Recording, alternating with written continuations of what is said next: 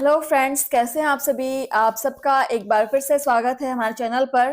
And जैसा कि आप सभी जानते हैं कि हम यहाँ पर डेली टीचिंग एप्टीट्यूड के क्वेश्चन सॉल्व कर रहे हैं। सो अगर आप भी यहाँ पर किसी कॉम्पिटिटिव एग्जाम्स की तैयारी कर रहे हैं तो बिल्कुल हमारे साथ यहाँ पर जुड़ जाइए और डेली प्रैक्टिस कीजिए। बहुत सारे नए नए क्वेश्चन हम लेकर आए हैं आज। सो चलिए बिना वेट किए स्टार्ट करते हैं क्लास को। एंड चैनल को सब्सक्राइब जरूर कर दीजिएगा फ्रेंड्स। चलिए, तो देखिए हमारा आज का पहला क्वेश्चन क्या है। हम कंटिन्यू करेंगे। हम यहाँ पर पाठ्यक्रम का महत्व को लेकर हम क्वेश्चन कर रहे थे।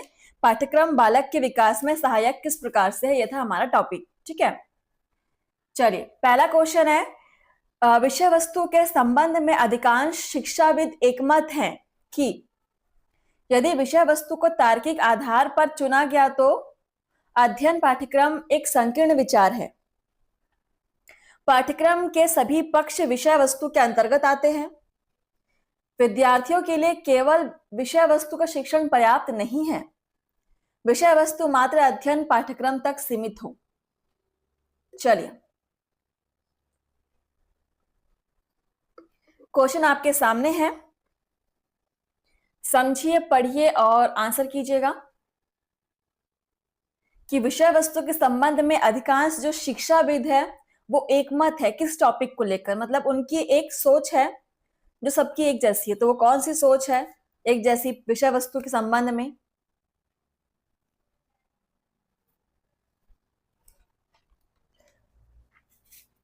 चलिए, सो यहाँ पर देखिए, विद्यार्थियों के लिए केवल विषय वस्तु का शिक्षण पर्याप्त नहीं है। ये जो मत है ये सभी शिक्षाविद जो है इस मत के लिए एक मत है। So option C is correct.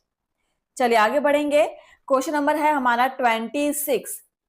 शिक्षण में पाठ्यक्रम संबंधी क्रियाओं का प्रयोग। ठीक है, शिक्षण को आसान बनाने के लिए किया जाता है, शिक्षण को रोचक, सुग्राह्य और प्रभावशाली बनाने के लिए किया जाता है, शिक्षण को आकर्षक बनाने के लिए किया जाता है, या शिक्षक को सहायता देने के लिए किया जाता है।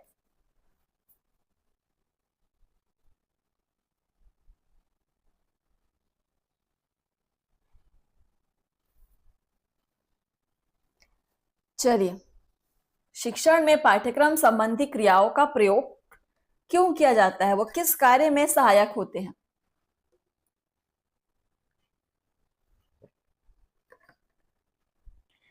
चलिए, आप सभी कमेंट सेक्शन में आंसर कर सकते हैं और जहां पर आपका बिल्कुल सही आंसर हो जाएगा, शिक्षण को रोचक, सुग्राह्य और प्रभावशाली बनाने के लिए किया जाता है शिक्षण पाठ्य सामग्री क्रियाओं का प्रयोग। Option B is correct. Next हम बढ़ेंगे। हमारा अगला क्वेश्चन है 27 नंबर।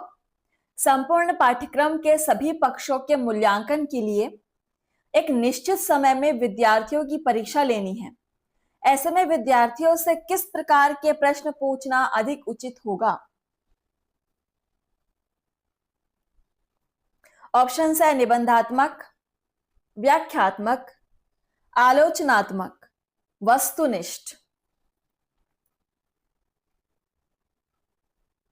संपूर्ण पाठ्यक्रम के सभी पक्षों के मूल्यांकन के लिए एक निश्चित समय में विद्यार्थियों की परीक्षा लेनी है, तो कौन सा परीक्षा सबसे उचित होगा? किस प्रकार के प्रश्न पूछना सबसे उचित कहलाएगा यहां पर?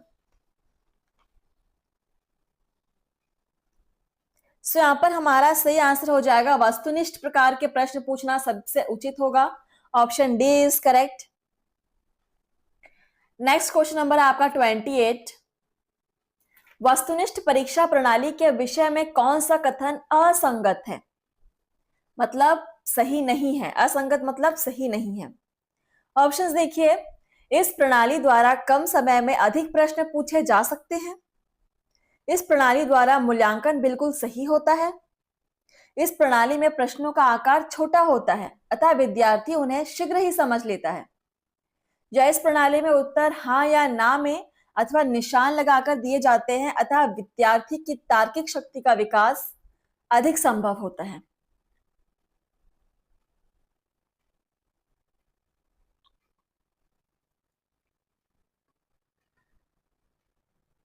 Question number 28। कि वस्तुनिष्ठ परीक्षा प्रणाली के विषय में कौन सा कथन जो है वो असंगत है। असंगत मतलब सही नहीं लग रहा है।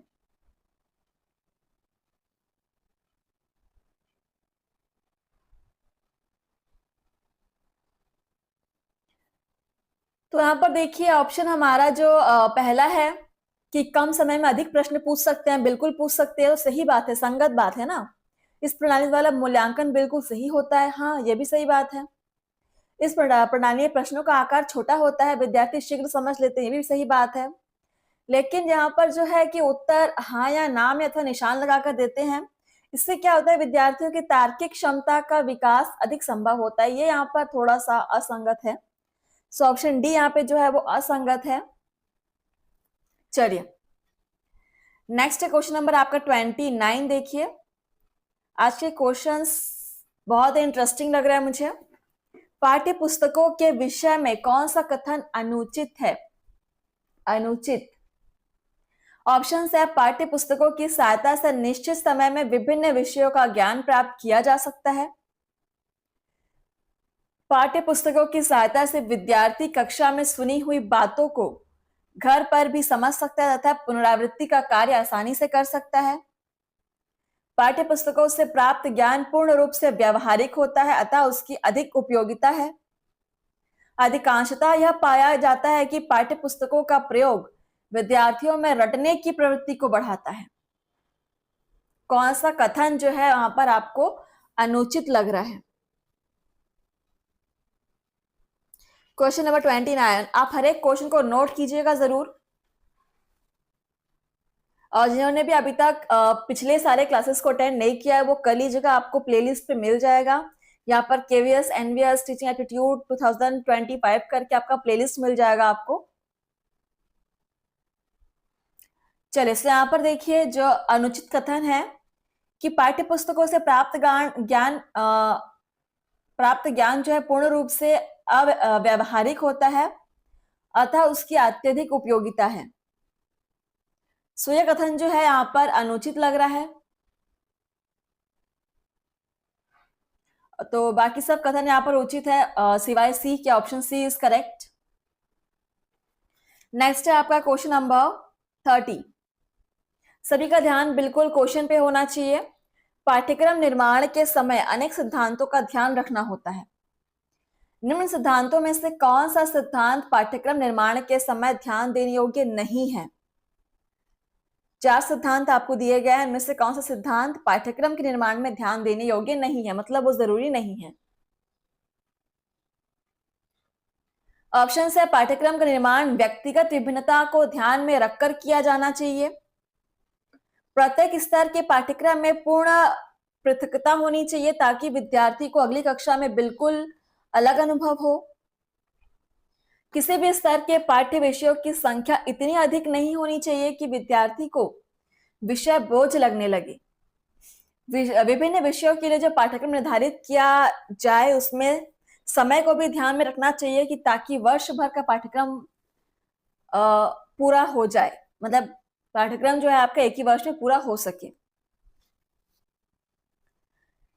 तो कौन सा सिद्धांत पाठ्यक्रम के निर्माण में ध्यान देने योग्य नहीं है। चलिए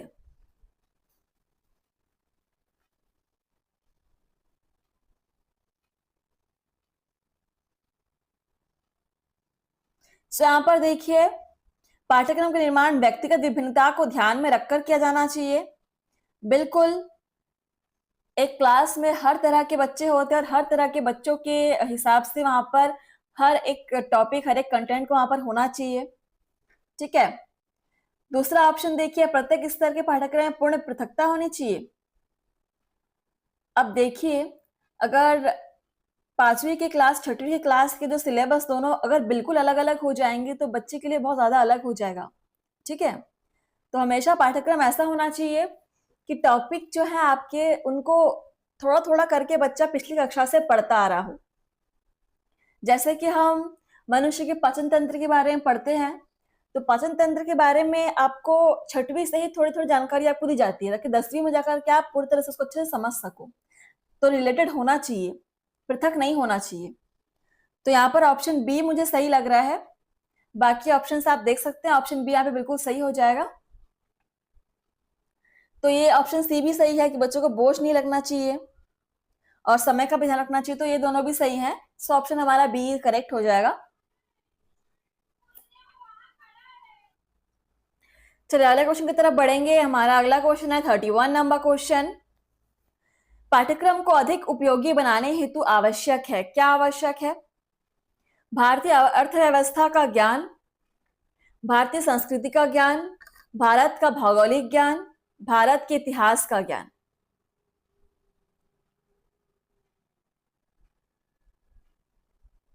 पाठ्यक्रम को अधिक उपयोगी बनाने हेतु आवश्यक है।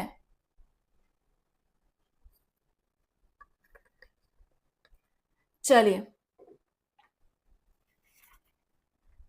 DSSB का तो एग्जाम हो चुका है।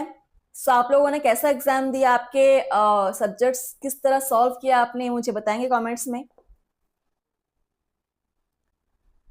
देखिए यहाँ पर पाठ्यक्रम को अधिक उपयोगी बनाने हेतु यहाँ पर आवश्यक है भारतीय संस्कृति का ज्ञान। Option B is correct. Next है हमारा क्वेश्चन नंबर, देखिए 32 नंबर क्वेश्चन। नवीन पाठ्यवस्तु के शिक्षण से पहले पूरे पाठ्यवस्तु की पुनरावृत्ति करना आवश्यक समझा जाता है, क्योंकि ऑप्शन है इससे विद्यार्थियों की योग्यता की जांच होती है, इससे विद्यार्थी घर पर पूर्व पाठ का अवलोकन करके विद्यालय आते हैं, इससे कक्षा में अनुशासन बनाए रखने में सहायता मिलती है, या नवीन पाठ्यवस्तु को समझना सरल हो जाता है। जैसा कि हमने कहा कि पाठ्यवस्तु हमेशा पिछली कक्षा से संबंधित ही बनाना चाहिए, तो ऐसा करना क्यों आवश्यक है, इससे क्या फायदा होता है बच्चों को?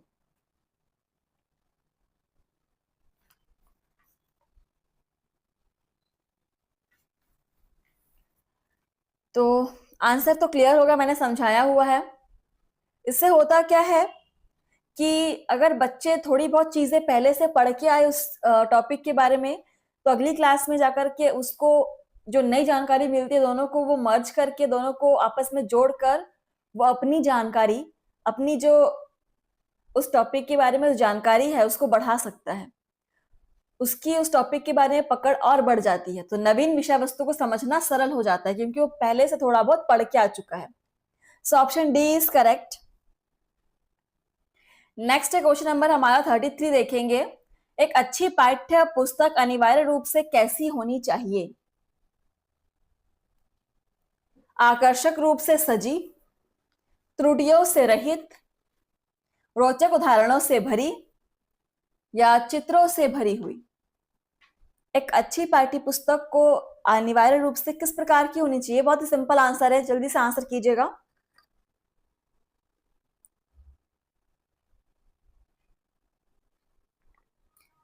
आज के लगभग सभी क्वेश्चंस बहुत ही अच्छे थे। अभी तक मुझे कोई टफ क्वेश्चन नहीं मिला है आज के सेशन में। सो आप सभी से उम्मीद है कि आप सब अच्छा यहाँ पर परफॉर्म कर रहे होंगे, आंसर्स आपके अच्छे आ रहे होंगे। सो एक अच्छी पाठ्य पुस्तक को देखिए कैसी होनी चाहिए।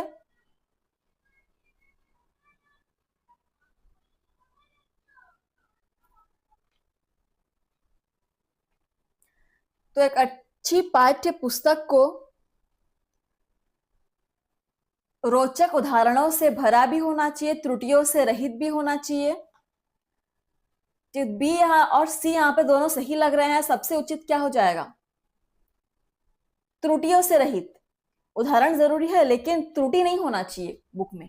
सो ऑप्शन बी सबसे सही लग रहा है, त्रुटियों से रहित होना चाहिए। सी भी सही लेकिन सी से ज्यादा सही आपका ऑप्शन बी है। चलिए आगे बढ़ते हैं। हमारा अगला क्वेश्चन है 34 नंबर क्वेश्चन। मुक्त विद्यालय प्रणाली निर्धारित करती है। ऑप्शन है पाठ्यचर्या को निश्चित समय में पूरा करना, पाठ्यचर्या जो विद्यार्थियों की आवश्यकताओं से जुड़ी हो तथा जिसे वे अपनी गति अनुसार पूरा कर सके, पाठ्यचर्या को पूरा करने के लिए कोई निश्चित समय सीमा नहीं है, औपचारिक विद्यालयों की पाठ्यचर्या को ही मुक्त विद्यालयों से लागू करना।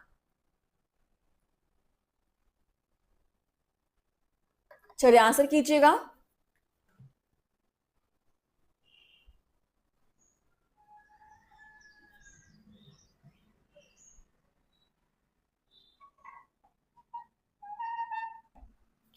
चलिए जल्दी से आंसर कीजिए और आप सभी क्लास को शेयर कीजिएगा फ्रेंड्स। टीचिंग एप्टीट्यूड के बहुत ही बेहतरीन क्वेश्चंस हम यहाँ पर सॉल्व कर रहे हैं डेली। तो देखिए, मुक्त विद्यालय प्रणाली निर्धारित करती है पाठ्यचर्या जो विद्यार्थियों की आवश्यकताओं से जुड़ी हो तथा जिसे वह अपनी गति अनुसार पूरा कर सके। ठीक है,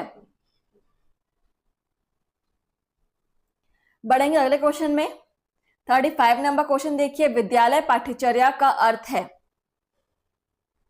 पाठ्यक्रम की रूपरेखा, वे सभी अनुभव जो विद्यार्थियों को विद्यालय से प्राप्त होते हैं, परीक्षा योजना या शिक्षण विधियां। विद्यालय पाठ्यचर्या का अर्थ क्या समझते हैं आप? क्वेश्चन नंबर 35,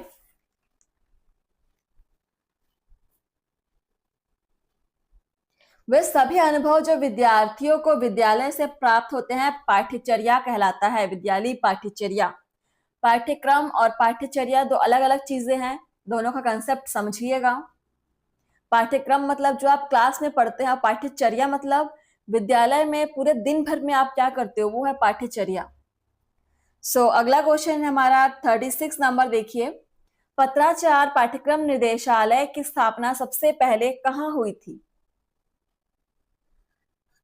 कोलकाता विश्वविद्यालय में, दिल्ली विश्वविद्यालय में, मुंबई विश्वविद्यालय में या चेन्नई विश्वविद्यालय में?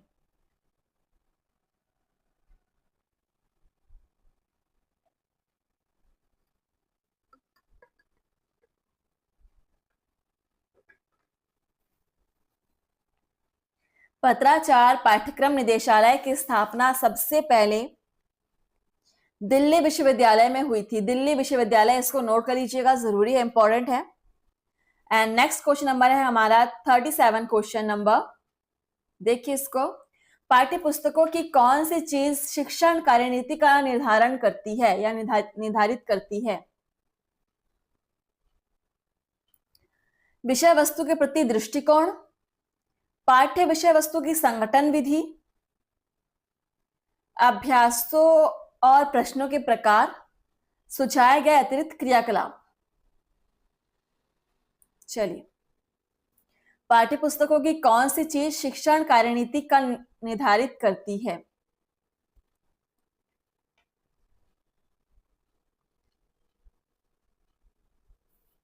यहाँ पे आपका सही आंसर हो जाएगा पाठ्य विषय वस्तु की संगठन विधि। ऑप्शन बी इज करेक्ट, पाठ्य विषय वस्तु की संगठन विधि। चलिए बढ़ेंगे हमारे अगले क्वेश्चन की तरफ, जो है 38 नंबर क्वेश्चन सभी के सामने है। एक शिक्षक के लिए पाठ्यचर्या का अर्थ है किसी विषय की विषय वस्तु को परिभाषित करना, अध्ययन हेतु विषय चुनना, विद्यालय में प्राप्त किए गए विद्यार्थियों के समस्त अनुभव या संगठित पाठ्य सहगामी क्रियाएं। एज अ टीचर, पाठ्यचर्या का अर्थ मैंने आपको थोड़ी देर पहले ही समझाया हुआ है, पाठ्यक्रम और पाठ्यचर्या में अंतर।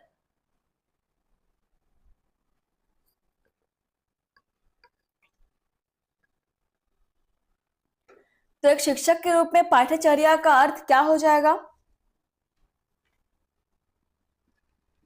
विद्यालय में प्राप्त किए गए विद्यार्थियों के समस्त अनुभव, जैसा कि मैंने कहा पूरे विद्यालय का एक दिन आप क्या करते हो विद्यालय में, वो आपका पाठ्यचर्या है। So option C is correct.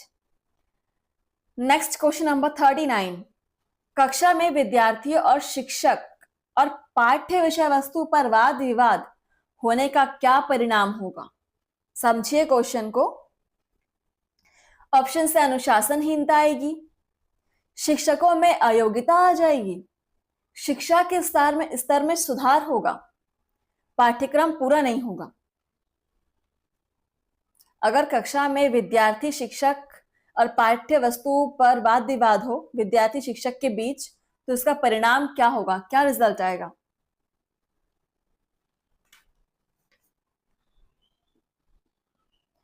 तो अनुशासनहीनता नहीं आएगी फ्रेंड्स, शिक्षकों और विद्यार्थियों के बीच चर्चाएं होनी चाहिए, किसी विषय वस्तु पर चर्चा होनी जरूरी है। तो इससे सबसे पहले तो इसमें क्या हो जाएगा, शिक्षा के स्तर में सुधार होगा, शिक्षा के स्तर में सुधार होगा कि विषय वस्तु में कौन सी चीजें आवश्यक है, कौन सी चीजें आवश्यक नहीं है, वो चीजें शिक्षक और विद्यार्थी को के बीच बातों से वो चीजें समझ में आएंगी। Option C is correct. Question number 40 यहां पर है, स्कूल के विद्यार्थियों के लिए विभिन्न कक्षाओं में संबंधित विषय की पाठ्य वस्तु का चयन किसे करना चाहिए? शिक्षक को जो विषय पढ़ा रहा है, विषय विशेषज्ञ शिक्षकों की समिति को, मुख्याध्यापक को, या कक्षा शिक्षक को? चलिए फ्रेंड्स,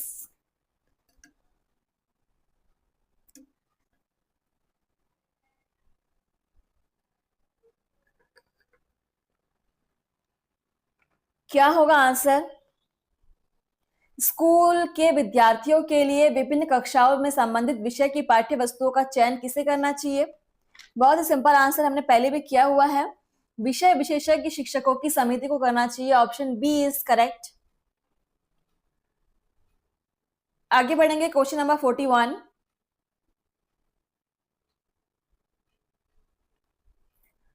क्वेश्चन नंबर 48, निम्नलिखित में से कौन सी पाठन विधि कक्षा में विद्यार्थियों की सहभागिता को सुनिश्चित करेगी? ऑप्शंस है प्रपठन, प्रमाणन, विचार विमर्श, भूमिका अध्ययन।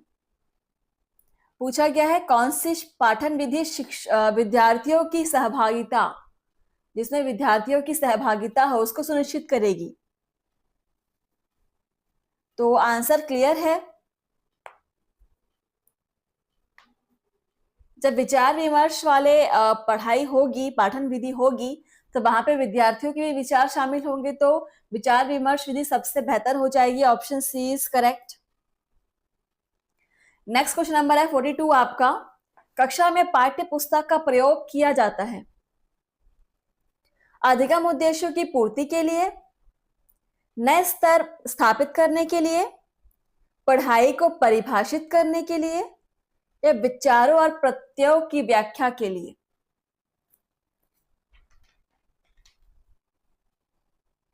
कक्षा में पाठ्य पुस्तक का प्रयोग क्यों किया जाता है? बहुत ही सिंपल आंसर है, अधिगम उद्देश्यों की पूर्ति करने के लिए हम पाठ्य पुस्तक का उपयोग करते हैं ना। Option first is correct. Next question number 43, विद्यालयों में निर्धारित पाठ्यक्रम द्वारा शिक्षा की व्यवस्था इसलिए भी की जाती है जिससे विद्यार्थियों की सुरक्षा बढ़े, देखरेख ठीक से हो सके, जानकारी और कुशलता बढ़े, प्रतिष्ठा बढ़े।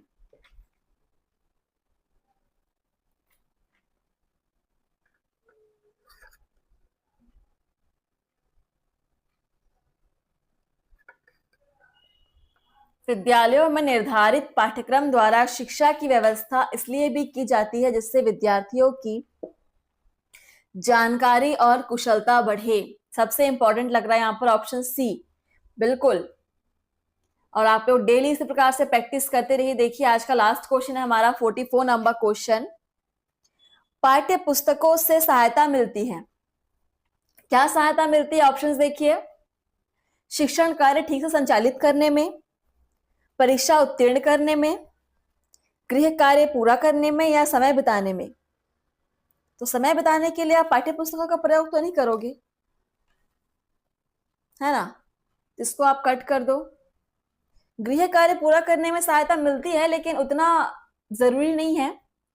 परीक्षा उत्तीर्ण करने में पाठ्य पुस्तकों से सहायता मिलती है? नहीं।